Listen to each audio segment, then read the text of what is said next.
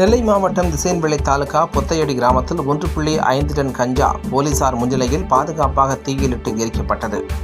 மதுரை மாவட்டத்தில் 168 வழக்குகளில் 796 கிலோ, மதுரை மாநகர் பகுதியில் 100 வழக்குகளில் 677 கிலோ, விருதுநகர் மாவட்டத்தில் 11 வழக்குகளில் 12 கிலோ என மொத்தம் 279 வழக்குகளில் சுமார் 1.5 டன் கிலோ கஞ்சா போலீசாரால் வழக்கு பதிவு செய்யப்பட்டு பறிமுதல் செய்யப்பட்டுள்ளது.